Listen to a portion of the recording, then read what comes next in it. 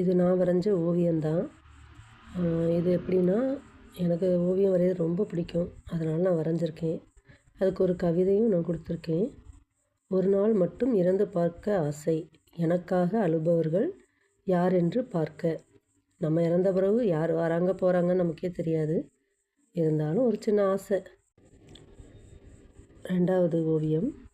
ஒரு முறை உன்னை பார்த்து பழகியதால் வாழ்க்கையில் பலமுறை இறக்கிறேன், மீண்டும் வேண்டாம் உன் நாடக காதல். இது எதுனா ஒரு கல்யாண கார்டில் இருந்து நான் பார்த்து வரைஞ்சது. நீ என் மார்பில் உறங்கும்போது நான் பயந்தேன், என் இதய துடிப்பு உன்னை எழுப்பி விடுமோ என்று. நம்ம அப்படி தான் நினச்சி எல்லாத்தையுமே நம்ம நினைக்கிறோம். ஆனால் யாருமே இங்கே உண்மையாக இல்லை. இது 3வது ஓவியம். என் வாழ்க்கை முழுவதும் உடைந்த கனவுகள் மட்டும் தான் மீதி இருக்குது. வேறு நல்ல கனவுகள்னு எதுவுமே இல்லை. Life is waste. பெண்ணின் காதல் பூவில் உள்ள பனித்துளி போல அழகானது. ஆனால் ஆணின் காதல் வேரில் உள்ள நீரைப் போல ஆழமானது. உன் உதட்டின் மீது என் உதடு எழுதிய முதல் கவிதை, எத்தனை முறை நினைத்து பார்த்தாலும் சலிப்பது இல்லை.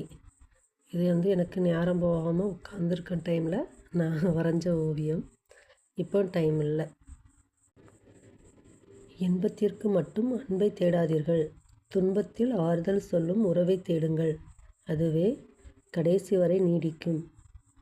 ஆமாம், நம்ம சந்தோஷமாக இருக்கும்போது சில உறவுகளை நம்ம தேடி போயிடுவோம். ஆனால் அவங்க உண்மையானவங்களாக இருக்க மாட்டாங்க. நமக்கு கஷ்டம்னு வரும்போது நம்ம கூட இருக்கிறவங்க தான் உண்மையான உறவுகள். அப்படிப்பட்ட உறவுகளை சேமித்து வைங்க. நம்ம இறக்க தருவாயில் அவங்க மட்டும்தான் நம்ம கூட இருப்பாங்க. பணத்துக்காண்டி வர நட்புகள் நிறைய உண்டு. ஆனால் பாசத்துக்காண்டி இருக்கிறது ஒரு சில ஜீவன்கள் மட்டும்தான். அவங்கள மட்டும் தேடி கண்டுபிடிங்க. அவங்கள மட்டும் எப்போவுமே தொலைச்சிடாதீங்க. உண்மையான பாசம் இருந்தால் வார்த்தைகள் தேவையில்லை, நினைவுகள் கூட பேசும். உண்மைதான். நம்ம டெய்லி அடிக்கடி அவங்களுக்கு ஃபோன் பண்ணி பேசி தான் நம்ம பாசத்தை காட்டணும்னு இல்லை. எப்போ பேசினாலும் அதுவும் ஃபஸ்ட்டு நம்ம பேசும்போது எவ்வளோ பாசமாக இருந்தாங்களோ அதே பாசத்தை காட்டுவாங்க, உண்மையாக பாசம் வச்சுருந்தா. இல்லைன்னா ஆ ஆ சரி சரி வை வேலை இருக்குது அப்படின்னு நம்மளை அவாய்ட் பண்ணுவாங்க. அதனால் நல்ல உறவுகளை தேடி பழகுங்க. நான் போட்டிருந்த ஓவியங்கள் உங்களுக்கு பிடிச்சிருந்துன்னா லைக் பண்ணுங்கள், ஷேர் பண்ணுங்கள், சப்ஸ்கிரைபர் பண்ணுங்கள். எனக்கு கொஞ்சம் சப்போர்ட் பண்ணுங்கள். தேங்க்யூ.